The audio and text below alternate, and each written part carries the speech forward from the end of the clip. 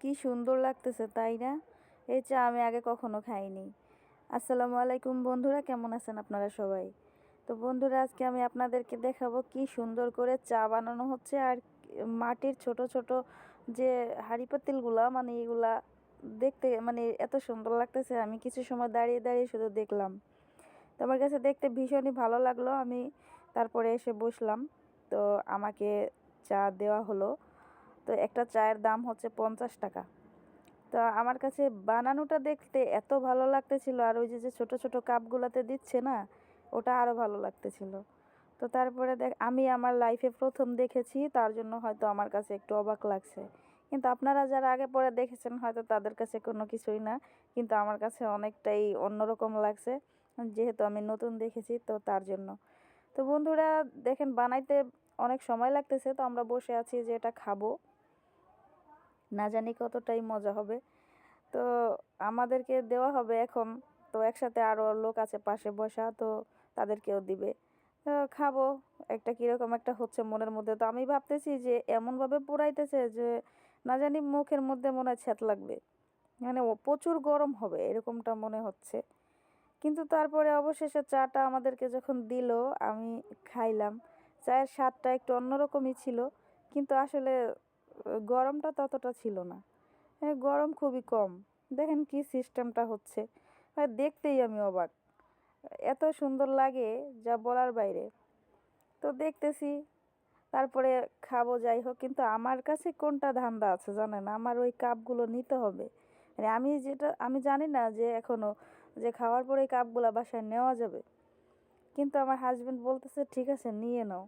তো আমি বলছি যে কিছু বলবে না, বলে যে তুমি নিয়ে যাও। তখন ওনাকে ফাজলামো করে বলতেছে আজকে কাপটা নিয়ে যাক, কালকে দিয়ে যাবে।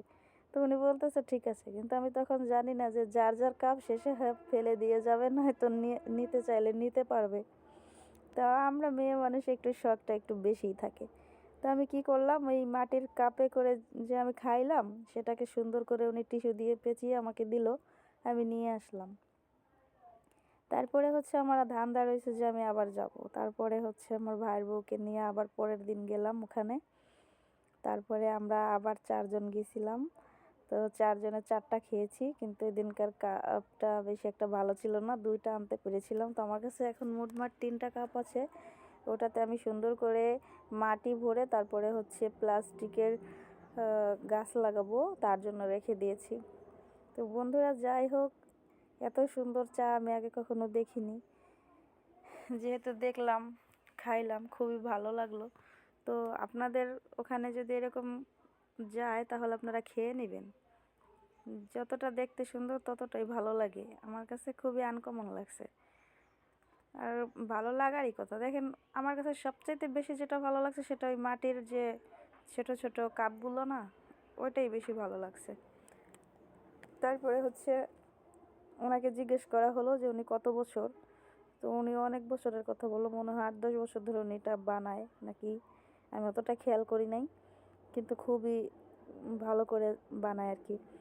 তো যাই হোক, এখন আমাদেরকে দিবে। দেখেন দেওয়ার সিস্টেমটা কীরকম, টিস্যুতে করে দিবে, যেহেতু কাপটা গরম হয়ে যায়। যে এই মেডিসিনটা কি দেয়, দুধ দেয় নয়তো হরলিক্স দেয়, কি দেয় আমার খেয়াল নাই, যেহেতু ওরা অন্য সিস্টেমে দিচ্ছে। কিন্তু আমার কাছে ভালো লাগে। দেখেন এখন কি সিস্টেমে দিবে আমাদেরকে, টিস্যুটা দিয়ে সুন্দর করে হাতে দিবে। আমি তো ভেবেছিলাম আহারে আমার আজকে মনে হয় গাল পুড়ে যাবে, এখন দেখি যে না, পুড়ে নাই। তো বন্ধুরা কেমন লাগলো আপনারা কিন্তু অবশ্যই জানাবেন।